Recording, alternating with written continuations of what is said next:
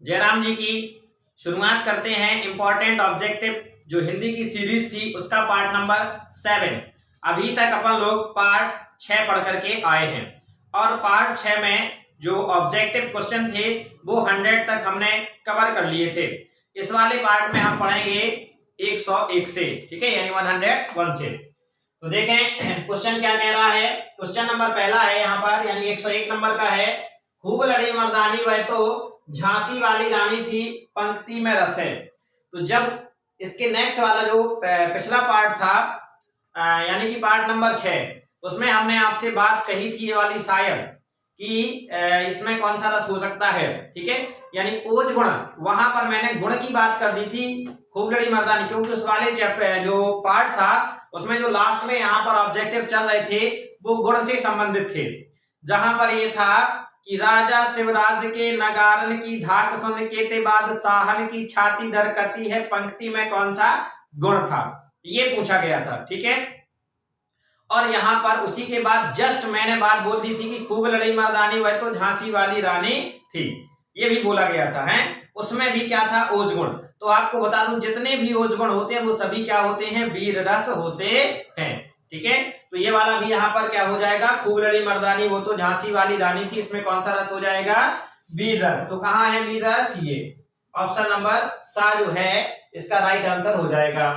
फिर आ जाते हैं 101 के बाद 102। यहाँ कह रहा है काव्य की शोभा बढ़ाने वाले शब्द क्या कहलाते हैं। तो ये बात बताने की आवश्यकता नहीं है। क्यों नहीं है, क्योंकि हर एक बच्चे के दिमाग में अगर हिंदी पढ़ रहा है तो ये बात तो बिल्कुल रटी रहती है कि काव्य की शोभा बढ़ाने वाले तत्वों या धर्मों को क्या कहते हैं। क्या बात है, देखो बता दिया ना, अलंकार कहते हैं, ठीक है। इसीलिए मैं कह रहा था कि ये बात तो सबको बिल्कुल याद रहती है। जिस तरीके से मैथ में हो गया, अगर हम सवाल लगा रहे हैं और हमने बोला कि हम जानते हैं कि, तो सभी बच्चे तत्काल बोल देते हैं कि सर त्रिभुज के तीनों अंतःकोणों का योग 180 अंश होता है। उसी तरीके से यहाँ हिंदी में दो डेफिनेशन बात किए ले रहा हूं, बताया जा रहा हूं। एक तो ये काव्य से शुरुआत हुआ, काव्य की शोभा बढ़ाने वाले तत्वों या धर्मों को क्या कहते हैं, अलंकार कहते हैं, सभी बच्चे को याद रहती है। और दूसरी वाला दो या दो से अधिक वर्णों के मेल को क्या कहते हैं, संधि कहते हैं। ये सभी बच्चों के दिमाग में बात फिट बैठी रहती है। तो यहाँ पर इसका राइट आंसर होगा अलंकार। देखते हैं अलंकार कौन से ऑप्शन पे है। पहले पे है रस, दूसरे पे है छंद, तीसरे नंबर पे है अलंकार। तो इसका राइट आंसर ये हो जाएगा, ठीक है। फिर आ जाते हैं यहाँ 103 नंबर का। 103 नंबर पे कह रहा है जहां कारण के बिना भी कार्य होता है वहां अलंकार होता है, ठीक है। तो जब हम आपको क्लास में पढ़ा रहे थे तब हमने आपको बताया था कि कारण के बिना अगर कार्य होता है, क्या होता है, कारण के बिना अगर कार्य होता है तो वहां पर विभावना अलंकार होता है, ठीक है।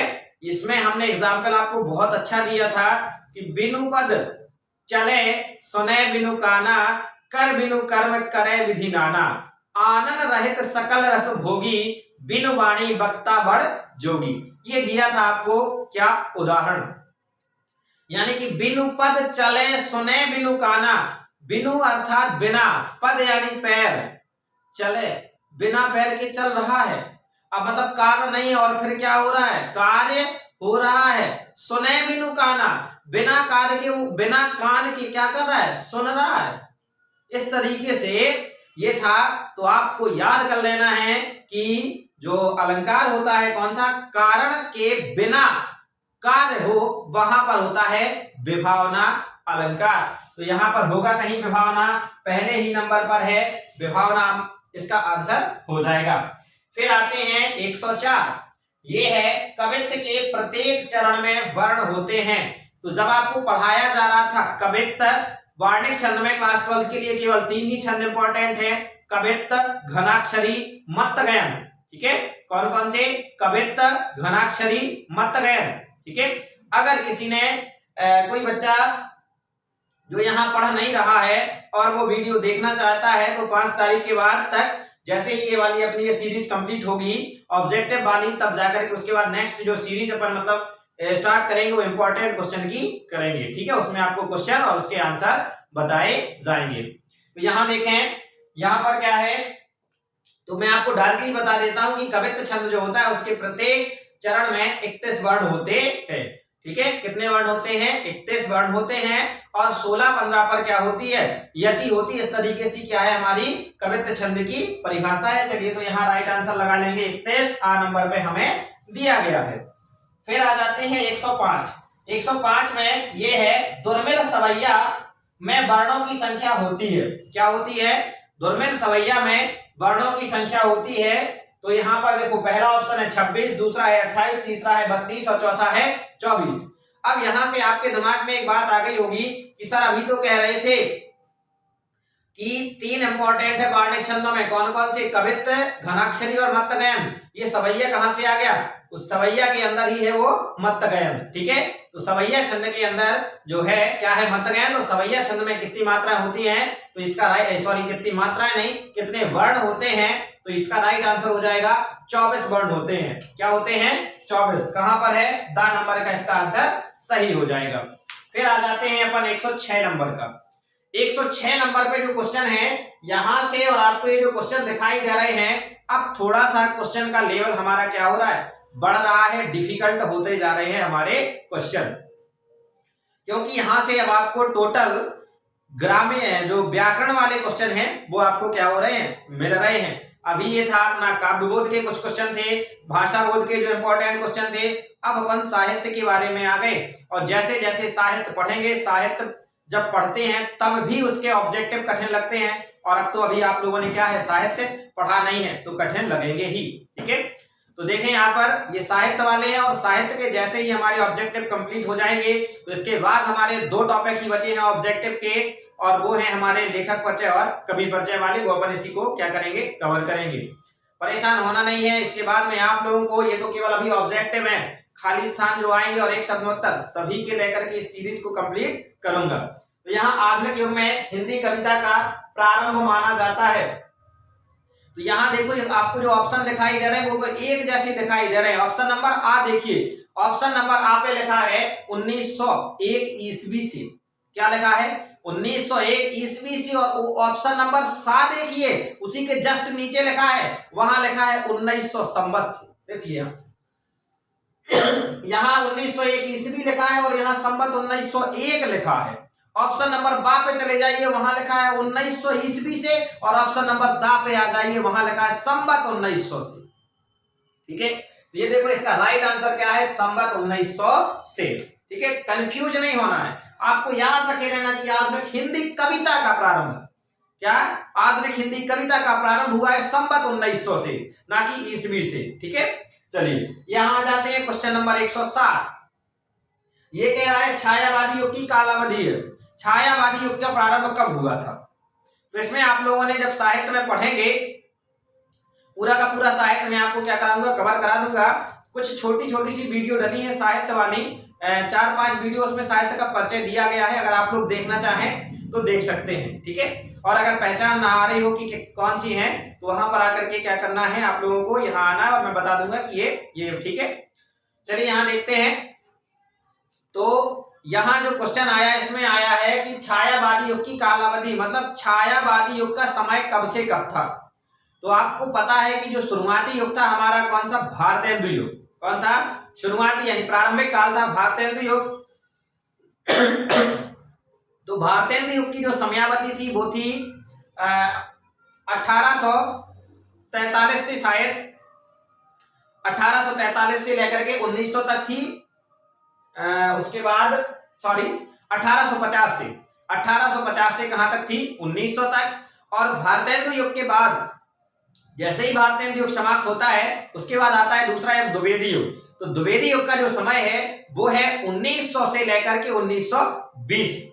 और द्विवेदी युग के बाद नेक्स्ट जो तीसरा है हमारा वो है छायावादी युग। और छायावादी युग की जो कालावधि अर्थात समय अवधि है वो है 1920 से 1936 तक। छायावाद के बाद आ जाता है हमारा प्रयोगवाद, प्रगतिवाद, इस तरीके से आगे हैं। तो अभी यहाँ वर्तमान में पूछ रहा है कौन सा? छायावाद। तो छायावाद का जो समय है वो है हमारा कौन सा? 1900 से लेकर के 1900 कहाँ गया? 1920 से 1936 तक। द्विवेदी युग का अगर पूछ देता है तो 1900 से 1920। ठीक है, तो ये वाला इसका आंसर हो जाएगा। आगे आ जाते हैं, छायावादी काव्य की विशेषता है। छायावादी काव्य की विशेषता, ये देखिए इसमें मैंने आपको, ये तो वीडियो क्या है डली हुई है पूरी, आप लोग देख सकते हैं। छायावादी काव्य की विशेषता क्या है, वहां पर टोटल विशेषताएं समझाई गई हैं छायावाद की। चलिए तो यहां देखते हैं। तो छायावादी काव्य की विशेषता यहाँ पहला है सामाजिक यथार्थ का चित्रण। सामाजिक यथार्थ का चित्रण ये छायावाद की विशेषता नहीं थी। छायावाद की विशेषता थी सूक्ष्म के प्रति ये विद्रोह वगैरह था, नारी का सम्मान था, प्रकृति चित्रण था, रूढ़ियों का विरोध था इस तरीके से, और रूढ़ियों का विरोध था उसमें प्रगतिवाद में, सॉरी, और अलौकिक सत्ता के प्रति प्रेम भाव, ये थी किसकी, छायावाद की विशेषता है। तो देखते हैं यहाँ पर कौन मिलता है। पहला वाला सामाजिक यथार्थ का चित्रण, ये नहीं था। दूसरा है अलौकिक सत्ता के प्रति प्रेम विद्रोह, यही इसका राइट आंसर है। ठीक है, फिर आगे 109 नंबर पे है, नई कविता की कालावधि है, कि नई कविता की कालावधि कब से कब तक है। तो जो नई कविता है उसकी जो समय सीमा है वो है 1950 से लेकर के अब तक 1950 से लेकर के अब तक किसकी कालावधि है, नई कविता की। 110वां नंबर क्वेश्चन कह रहा है, हिंदी कविता का जागरण काल माना जाता है।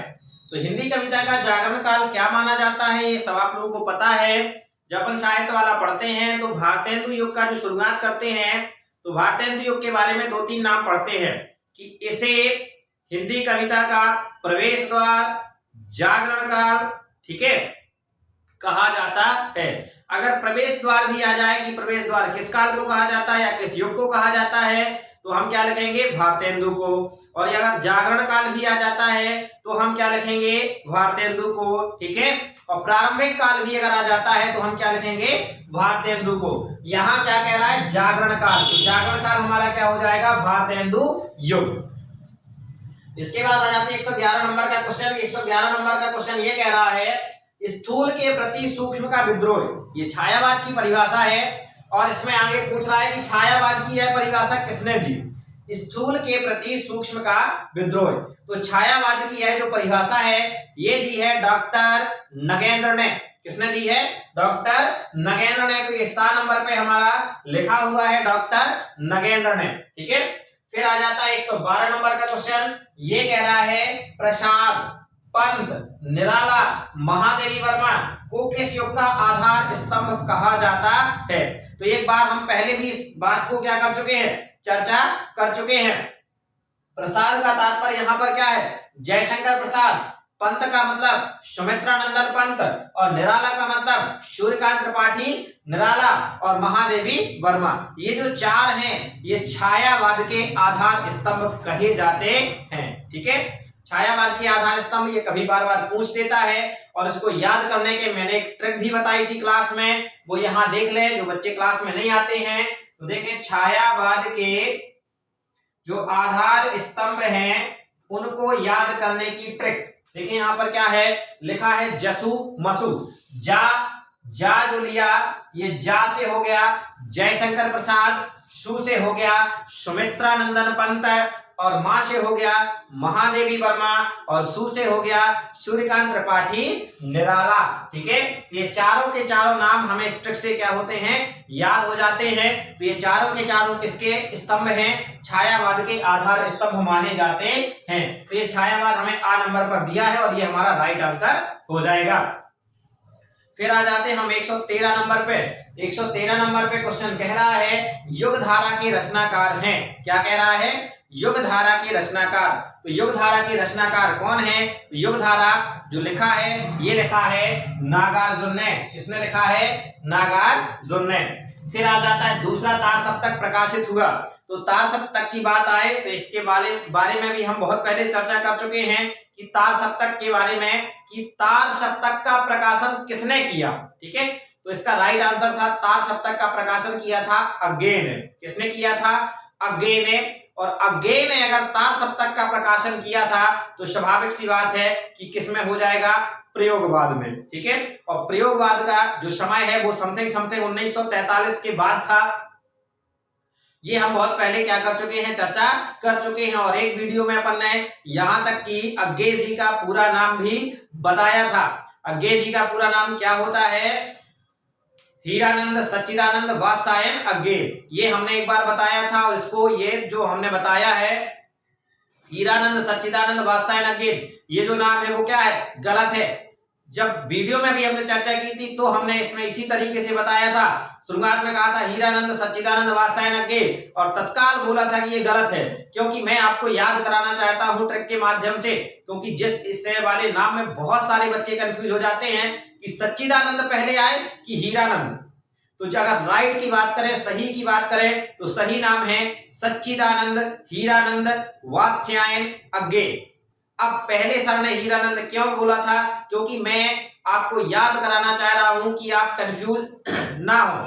तो देखो, इसमें आपको पहले छोटा बड़ा पढ़ते हैं तो वहां पर होता क्या है? या रा ला वा सा हा, पहले सा आता है और बाद में हा आता है। तो इनके नाम में भी पहले सच्चिदानंद आएगा और बाद में क्या आएगा? हीरानंद। क्लियर है? अब आपको कंफ्यूजन नहीं होगी। तो अज्ञे जी का पूरा नाम क्या है? सच्चिदानंद हीरानंद वात्स्यायन अज्ञे। इन्होंने तार सप्तक का प्रकाशन किया, और एक नहीं 3 तार सप्तकों का प्रकाशन किया। तो यहां पूछ रहा है कि दूसरा तार सप्तक प्रकाशित हुआ था, तो जो दूसरा वाला तार सप्तक है ये हुआ था 1951 में, यानी 1951 में। ठीक है, तो ये इसका राइट आंसर हो जाएगा 7 नंबर का। फिर आ गए अपना कामायनी, किस युग की रचना है?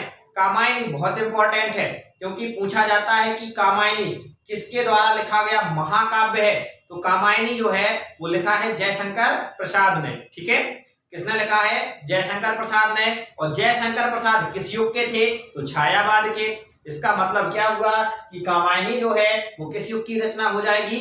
छायावाद की। ठीक है, तो इसका राइट आंसर सा वाला ये है, छायावाद का। आप लोगों से पूछा जाता है बार बार जयशंकर प्रसाद द्वारा लिखित महाकाव्य का नाम बताइए, तो हम क्या लिखेंगे? कामायनी। ये पूछ देता है कामायनी खाली स्थान है, तो कामायनी क्या है? एक महाकाव्य। कामायनी की रचनाकार कौन है? तो कामायनी की रचनाकार कौन है? जयशंकर प्रसाद। और एक ये जो जिस तरीके से बनता क्वेश्चन वो ये है, कामायनी किस युग की रचना है? तो कामायनी हमारी छायावादी युग की रचना है। तो यहां तक अपन लोग क्या कर चुके हैं? 115 तक क्वेश्चन पढ़ चुके हैं। इसके बाद हम 116 नंबर का जो क्वेश्चन है वो आपको अगली वीडियो में क्या कराएंगे? प्रोवाइड कराएंगे। पढ़ते रहना है, मुस्कुराते रहना है, और हिंदी की वीडियो पूरी जिसने भी आज पहली बार ये देख रहा हो, पुराने पार्ट देख लें। बहुत जल्दी इस सीरीज को अपन क्या करने वाले हैं? लास्ट करने वाले हैं। इसके बाद आपकी क्वेश्चनों की सीरीज बनाई जाएगी। टोटल हर विषय की, प्रत्येक विषय की आपकी सीरीजें क्या हो रही हैं? चल रही है। फिजिक्स हो, केमिस्ट्री हो, मैथ हो, बायो, ऑब्जेक्टिव की अलग और क्वेश्चन आंसर की अलग। ठीक है, तो पढ़ते रहना है, मुस्कुराते रहना है। जय राम जी की